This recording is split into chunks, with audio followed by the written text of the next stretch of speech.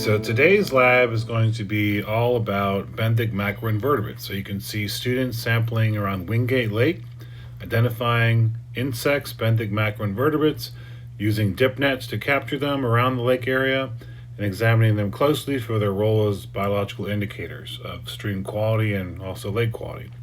So we examine macroinvertebrates because they tell us a lot about the environment in terms of whether it's healthy or not, depending upon what kind of species we might find in a certain habitat. So you can see here's some videos showing how to actually dip net, how to actually sample in a particular area of Wingate Lake. On the far side of the lake here, we sampled amongst the muck and we found a number of different interesting insects that might be in different habitats, both in the shallow water and also further out in terms of some of the deeper water. We might find different species that tell us all about the health of the ecosystem.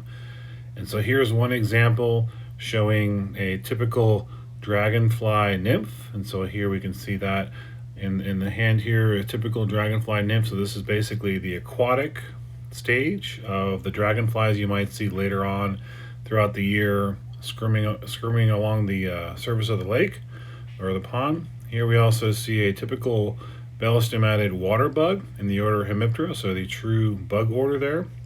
And we see a number of different critters in our water sample here. We've also pulled out a green frog tadpole, so you may encounter tadpoles, very common to see all along the water's edge feeding on vegetation.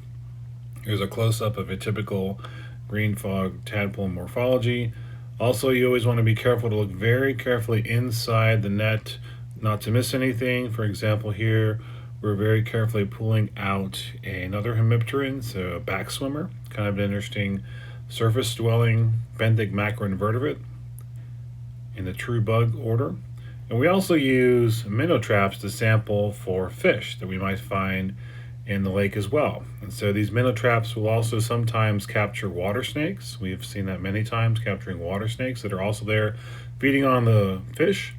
Some of the common species include bluegill or sunfish you see around the lake area, as well as also potentially a lot of mosquito fish. We capture a lot of different numbers of mosquito fish each time we do trapping. We may also see water snakes along the edge of the water feeding on fish. We can also sometimes encounter egg masses of frog species, and also another frog species here shown, a typical bullfrog tadpole, which we've captured as well. We can see signs of other organisms there, including reptiles such as the yellow-bellied slider that's juvenile, or even other species of birds that are there feeding as well. And so all of these connect in some way to make the Wingate Lake area an important ecological system in terms of its study for conservation.